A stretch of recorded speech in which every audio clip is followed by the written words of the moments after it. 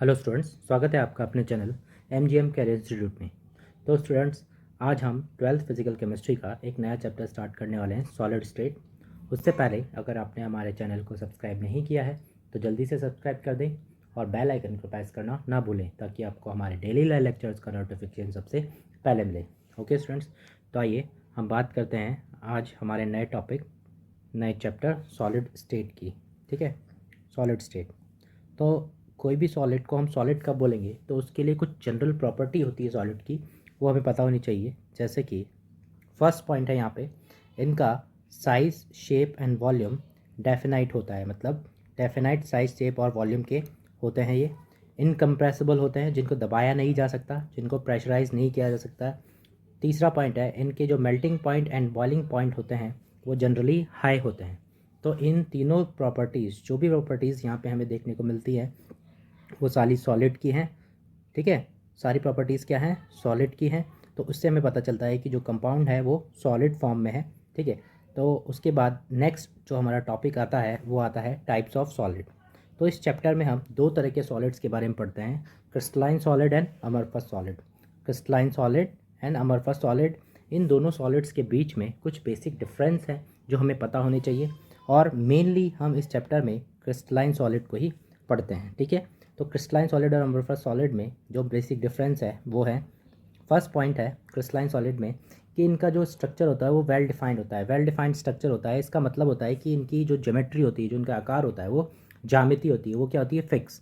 जैसे कि for example NaCl, तो NaCl में Na कहाँ होगा, Cl कहाँ होगा, ये सब फिक्स्ड है ना, वो बदल नहीं सकते। ठीक है, और अमरफस सॉलिड में ज्योमेट्री क्या होती है, फिक्स नहीं होती। मतलब इनका जो शेप होता है वो डिफाइंड नहीं होता है। ठीक है, डिफाइंड नहीं होता है, मीन्स नॉट डिफाइंड शेप। ठीक है, नेक्स्ट है second point, long ordered packed arrangement होता है इसमें। लॉन्ग ऑर्डर्ड पैक्ड अरेंजमेंट, इसका मतलब होता है, मीन्स इनका जो अरेंजमेंट का पैटर्न होता है ना वो रेगुलर होता है और बहुत ही लार्ज इंटरवल तक चलता है। ठीक है, और पीरियडिकली वो रिपीट होता है। ठीक है, regular pattern of array arrangement which repeated periodically. ठीक है, इसको बोलते हैं लॉन्ग ऑर्डर्ड अरेंजमेंट। और अमरफस सॉलिड जो होते हैं वो शॉर्ट ऑर्डर्ड स्ट्रक्चर के होते हैं। मतलब कि इनमें जो अरेंजमेंट होता है, रेगुलर पैटर्न, वो हमें मिलता तो है लेकिन एक शॉर्ट इंटरवल के लिए मिलता है। ठीक है, मीन्स रैंडम अरेंजमेंट इसमें पाया जाता है। ठीक है, थर्ड पॉइंट है जो क्रिस्टलाइन सॉलिड होते हैं उनके melting point and boiling point sharp होते हैं। अब शार्प होने का मतलब होता है कोई फिक्स्ड पॉइंट, जैसे कि 10 डिग्री सेल्सियस हो गया, 20 डिग्री सेल्सियस हो गया, 40 डिग्री सेल्सियस हो गया, इस तरीके से कोई फिक्स पॉइंट है हुआ। लेकिन जो अमरफस सॉलिड होते हैं उनके melting point and boiling point एक रेंज में होते हैं, जैसे कि 0 से 10 डिग्री सेल्सियस किसी सॉलिड का क्या है, मेल्टिंग पॉइंट या फिर बॉइलिंग पॉइंट है। ठीक है, नेक्स्ट पॉइंट है, जो क्रिस्टलाइन सॉलिड होते हैं वो एन आइसोट्रोपिक होते हैं और जो अमरफस सॉलिड होते हैं वो आइसोट्रोपिक होते हैं। अब इनका क्या मतलब है, तो एन आइसोट्रोपी क्या होती है कि जो सॉलिड है वो डिफरेंट डायरेक्शन में डिफरेंट फिजिकल प्रॉपर्टी को शो करे। डिफरेंट डायरेक्शन में डिफरेंट फिजिकल प्रॉपर्टी को शो करने का मतलब है, जैसे ये कोई सॉलिड है, ये इन पार्टिकल से बना हुआ है, तो अब मैं इसमें किसी भी डायरेक्शन में जाऊँ, इस डायरेक्शन में जाऊँ, इसमें जाऊँ, इसमें जाऊँ, मुझे डिफरेंट फिजिकल प्रॉपर्टी मिलेगी। और आइसोट्रोपिक का मतलब होता है कि जो किसी भी डायरेक्शन में जाऊँ मैं, फिजिकल प्रॉपर्टी क्या रहेगी, सेम। मतलब all the direction physical property is same. जैसे कि मैं इधर जाऊँ, इधर जाऊँ, इधर जाऊँ, इधर जाऊँ, तो यहाँ पे फिजिकल प्रॉपर्टी मुझे क्या मिलेगी, सेम मिलेगी। ठीक है, जो क्रिस्टलाइन सॉलिड होते हैं उनको हम ट्रू सॉलिड्स भी बोलते हैं और जो अमरफस सॉलिड होते हैं उनको हम सूडो सॉलिड्स भी बोलते हैं। ठीक है, इनके एग्जांपल है जितने भी आयनिक कंपाउंड्स होंगे हमारे, जैसे NaCl, MgCl2, MgO, K2O, KCl, ये सब किस में आएंगे, क्रिस्टलाइन सॉलिड के अंदर। और प्लास्टिक, रबड़, ग्लास, वुड, ये सब किस में आएंगे, अपने अमरफस सॉलिड के अंदर। तो ये बेसिक डिफरेंस थे क्रिस्टलाइन सॉलिड और अमरफस सॉलिड के अंदर जो हमें पता होने चाहिए। नाउ अब अपन आते हैं नेक्स्ट टॉपिक की तरफ, वो है अपना टाइप्स ऑफ क्रिस्टलाइन सॉलिड। हमें क्रिस्टलाइन सॉलिड ही पढ़ना है। क्रिस्टलाइन सॉलिड जो हैं 4 टाइप्स में आगे फर्दर डिवाइडेड है। वो 4 टाइप कौन कौन से हैं, पहला है आयनिक सॉलिड, दूसरा है मॉलिक्यूलर, तीसरा है नेटवर्क कोवलेंट और चौथा है मेटालिक सॉलिड। तो जो आयनिक सॉलिड है, एक एक करके सबको पढ़ते हैं। आयनिक सॉलिड, उसमें कॉन्स्टिट्यूएंट पार्टिकल्स। अब कॉन्स्टिट्यूएंट पार्टिकल्स क्या होते हैं, कॉन्स्टिट्यूएंट पार्टिकल्स वो पार्टिकल्स होते हैं जिनसे सॉलिड बना हुआ रहता है। तो आयनिक सॉलिड में जो कॉन्स्टिट्यूएंट पार्टिकल्स है वो क्या होंगे, आयंस। मॉलिक्यूलर सॉलिड में जो कॉन्स्टिट्यूएंट पार्टिकल्स होंगे वो क्या होंगे, मॉलिक्यूल्स। नेटवर्क कोवलेंट सॉलिड में जो कॉन्स्टिट्यूएंट पार्टिकल्स होंगे वो होंगे एटम्स, और मेटेलिक सॉलिड में क्या होंगे, मेटल्स होंगे, कॉन्स्टिट्यूएंट पार्टिकल्स। ठीक है। नेक्स्ट पॉइंट है force of attraction. Force of attraction, ionic solid में इलेक्ट्रोस्टैटिक फोर्स काम करेगा, मॉलिक्यूलर सॉलिड में वंडरवॉल फोर्स ऑफ अट्रैक्शन काम करेगा, नेटवर्क कोवलेंट में कोवलेंट बॉन्ड, और मेटेलिक सॉलिड्स में मेटेलिक बॉन्ड यहाँ पे फोर्स ऑफ अट्रैक्शन होंगे। ठीक है। ये जो होते हैं आयनिक सॉलिड हार्ड और ब्रिटल होते हैं। ये सॉफ्ट एंड हार्ड कुछ भी हो सकते हैं, हार्ड सॉफ्ट दोनों होते हैं, hard but malleable and ductile. कौन से होते हैं, मेटेलिक सॉलिड। ठीक है। जो आयनिक सॉलिड होते हैं वो इंसुलेटर होते हैं किसमें, सॉलिड स्टेट में, लेकिन कंडक्टर होते हैं किसमें, मोल्टन एंड एक्वस स्टेट में। ठीक है। उसके बाद अपने पास आता है मॉलिक्यूलर सॉलिड, वो इंसुलेटर होते हैं। इसके बाद में आता है नेटवर्क कोवलेंट, वो इंसुलेटर और कंडक्टर दोनों हो सकते हैं। और जो मेटेलिक होते हैं वो कंडक्टर होते हैं, यह तो आपको जनरली पता है। इसके बाद यहाँ पे ये हाई मेल्टिंग पॉइंट होता है इनका, जनरली लो मेल्टिंग पॉइंट होता है। उसके बाद वेरी हाई मेल्टिंग पॉइंट होता है किसका, नेटवर्क कोवलेंट का, और हाई मेल्टिंग पॉइंट होता है मेटेलिक सॉलिड्स का। ये सारे इनके एग्जांपल्स हैं जो आप यहाँ पे देख सकते हैं। ठीक है। तो ये फर्दर डिस्ट्रीब्यूशन था किसका, टाइप्स ऑफ क्रिस्टलाइन सॉलिड का। ठीक है। इसके बाद कुछ जनरल डेफिनेशंस आती हैं जिसका मीनिंग भी हमें पता होना चाहिए। जैसे कि फर्स्ट डेफिनेशन है अपने पास क्या है, स्पेस लैटिस। तो स्पेस लैटिस क्या होता है, स्पेस लैटिस स्टूडेंट्स क्या होता है कि अगर मैं 3D स्पेस में, 3 डायमेंशन स्पेस में कुछ पॉइंट्स लूँ, उनको ऑर्डरली अरेंज कर दूँ और उनको मिला दूँ, तो उनको मिलाने से मेरे पास जो स्ट्रक्चर बनेगा उसको बोलते हैं हम क्या, स्पेस लैटिस। तो स्पेस लैटिस की जो डेफिनेशन होगी वो ये होगी, it is a ordered arrangement of points in 3D space. 3D space में कुछ पॉइंट्स का जो ऑर्डर्ड अरेंजमेंट होता है उसको बोलते हैं स्पेस लैटिस। जैसे कि आपको ये पॉइंट्स दिख रहे होंगे रेड कलर के, ये वाले, ये कुछ पॉइंट्स लिए हैं मैंने, इन पॉइंट्स को एक ऑर्डर में अरेंज किया और इनसे एक स्ट्रक्चर बनाया। तो ये जो स्ट्रक्चर बन रहा है इसको बोलते हैं अपन स्पेस लैटिस। और ये जो पॉइंट्स हैं रेड कलर के, इनको बोलते हैं अपन क्या, लैटिस पॉइंट्स। क्या बोलते हैं इनको अपन, लैटिस पॉइंट्स। ठीक है। तो लैटिस पॉइंट्स अगर हमें समझ में आ गया है तो उसकी डेफिनेशन भी समझ में आ जाएगी। तो लैटिस पॉइंट क्या होते हैं, ये किसी भी स्ट्रक्चर में वो पोजीशन होती हैं जहाँ पे एटम, आयन और मॉलिक्यूल एक यूनिट सेल में रखे हुए रहते हैं ताकि जो स्ट्रक्चर है वो बनाया जा सके। तो it is a position occupied by the ions, atoms और मॉलिक्यूल। ये सारे क्या हैं, अपने कॉन्स्टिट्यूएंट पार्टिकल्स। ठीक है। क्या है ये, कॉन्स्टिट्यूएंट पार्टिकल्स, और एक यूनिट सेल में ये रखे हुए होने चाहिए। इनको बोलते हैं अपन क्या, लैटिस पॉइंट। ठीक है। अब यहाँ पे यूनिट सेल की बात आ गई, तो ये यूनिट सेल क्या चीज़ है, तो उसकी अगली डेफिनेशन है अपने पास में। तो यूनिट सेल क्या होता है, ये एक बेसिक रिपीटिंग यूनिट होती है जिसको हम बार बार रिपीट करें तो हमारे पास एक कंप्लीट लैटिस फॉर्म हो जाता है। तो इसका जो डेफिनेशन है वो ये है, basic repeating unit which repeated over and over again to form a complete lattice. ठीक है। और ये बहुत तरीके हो सकते हैं, जैसे क्यूबिकल, हेक्सागोनल, ये कुछ इसके एग्जाम्पल हैं।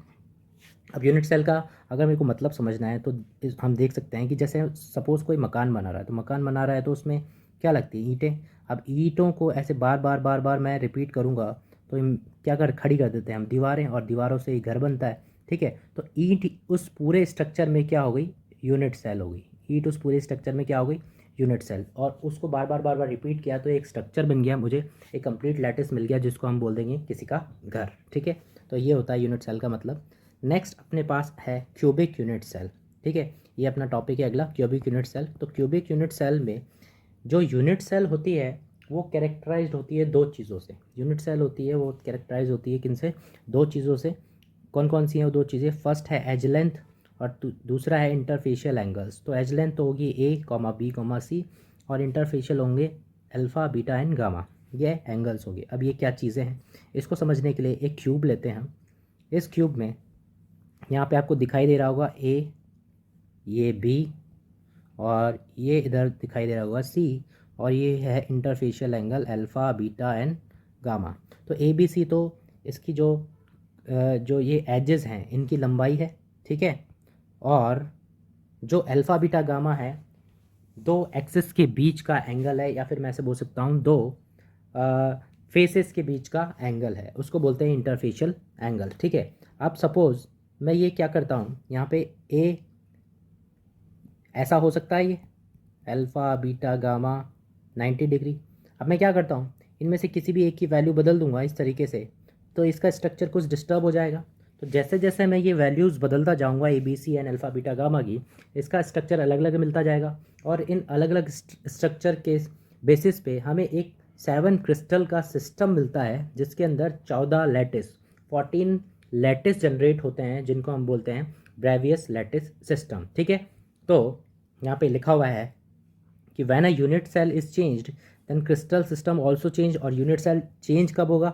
जब ए बी सी की वैल्यू बदलेगी और अल्फ़ा बीटा एंड गामा की वैल्यू चेंज होगी। ठीक है, and we have 7 crystal system. जब ये बदलता है तो हमारे पास 7 क्रिस्टल का एक सिस्टम मिलता है जिसको अपन बोलते हैं ब्रेवियस लैटिस सिस्टम, जिसके अंदर 14 लैटिस जनरेट होते हैं। ठीक है, अब ये ब्रेवियस लैटिस सिस्टम है क्या, इसको अपन देख लेते हैं। तो ब्रेवियस लैटिस सिस्टम में मैंने क्या बोला, 7 क्रिस्टल का एक सिस्टम है ये। तो यहाँ पे मैं सिस्टम, एजेस, एंगल्स और इसमें लैटिस कौन कौन से बनते हैं ये आपको बता देता हूँ। अब इसको याद करने का एक ट्रिक है, एक वो ट्रिक जो है वो क्या है, CTOR HMT। इसी ऑर्डर में इसको याद करना है, CTOR HMT। क्यों ऐसा बोल रहा हूँ? क्योंकि देखो, सिस्टम CTORHMT, तो इससे तो ये नाम याद हो जाएंगे हमें सिस्टम के। क्या है? C से क्यूबिक, T से टेट्रागोनल, O से orthorhombic, R rhombohedral, hexagonal, monoclinic and T triclinic. अब इसको इस फॉर्म में मैंने क्यों याद करने को बोला है, तो देखो हमें ये टेबल आसानी से याद हो जाएगी। इसमें edges A equals to B equals to C, A equals to B is not equals to C, and तीनों इक्वल नहीं है।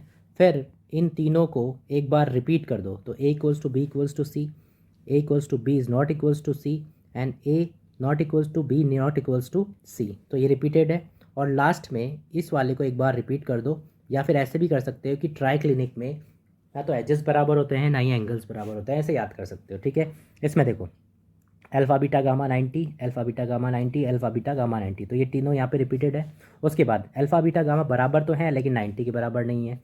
बस ये दोनों आपको याद करने हैं, अल्फ़ा बीटा 90 एंड गामा 120। इसको कैसे याद रखोगे? गामा 120 से, क्योंकि ये हेक्सागोनल है। ठीक है, उसके बाद alpha gamma 90, beta is not 90, and last वाला मैंने बताया ट्राई क्लिनिक को कैसे याद रखना है कि इसमें न तो एजेस बराबर होती हैं ना ही एंगल्स बराबर होते हैं। अब लैटिस, इसमें होते हैं 3, 2, 4, 1, 1, 2 एंड यहाँ पे 1, और इन सबको जोड़ोगे तो आपको 14 लैटिस यहाँ पे मिल जाएंगे। अब 3 में कौन कौन से हैं? SCC, BCC, FCC। इनका क्या मतलब है अभी थोड़ी आगे के लेक्चर्स में आपको पता चल जाएगा। यहाँ SCC एंड BCC, यहाँ SCC, BCC, FCC and centred, SCC, SCC, SCC and centred and SCC। ठीक है, तो ये टेबल आपको इसी फॉर्मेट में याद रखनी है। किस फॉर्मेट में याद रखनी है आपको? CTOR HMT, इस फॉर्मेट में आपको याद रखनी है। ठीक है, नेक्स्ट अपने पास अब ये जो क्यूबिक यूनिट सेल है, अपने पास सारी यूनिट सेल क्यूब की फॉर्म में आएगी। तो क्यूब में क्या क्या चीज़ें होती है वो हम देखेंगे। तो मैं क्या करता हूँ स्टूडेंट्स, यहाँ पे एक क्यूब बना के बता देता हूँ आपको। ठीक है,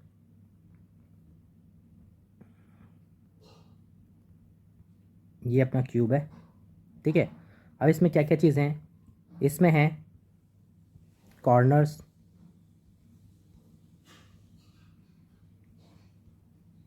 तो कॉर्नर्स इसमें 8 हैं। फेजेस,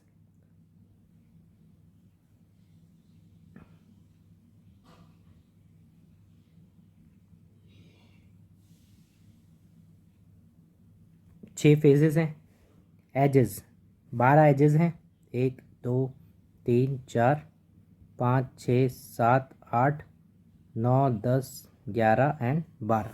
और बॉडी जो सेंटर है वो एक है, ये रहा, यहाँ पे भी लिख देता हूँ उस पर बॉडी सेंटर। ठीक है, अब देखो 8 कॉर्नर्स हैं, 6 फेसेस हैं, 12 एजेस हैं एंड बॉडी सेंटर क्या है? एक ही है। ठीक है, बॉडी सेंटर एक ही है। अब इनका जो कंट्रीब्यूशन है, अब ये जो कंट्रीब्यूशन होता है ना स्टूडेंट्स, ये एक यूनिट सेल के अंदर होता है। ठीक है, अब मैं इसको आपको यहाँ बताता हूँ सारा। एक बड़ा क्यूब ले लेते हैं अपन। ठीक है,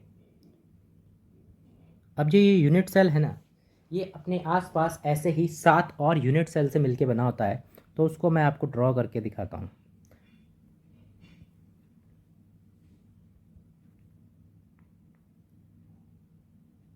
इस तरह से होगा ये। मैं 3D में पूरा तो नहीं बना पाऊँगा लेकिन मैं आपको ऐसे समझा दूँगा। 1, 2, 3, 4, और इन 4 के ऊपर यहाँ 4 और क्यूब होंगे, इनके ऊपर 4 और क्यूब होंगे, तो टोटल कितने हो जाएंगे अपने पास क्यूब? 8।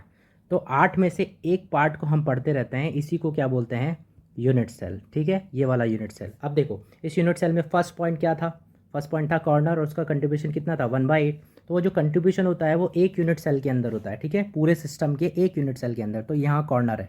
अब देखो यहाँ पे कोई एटम है, वो इस 1 नंबर वाले क्यूब में डिवाइडेड है, 2 नंबर वाले क्यूब में डिवाइडेड है, 3 में डिवाइडेड है और 4 में डिवाइडेड है।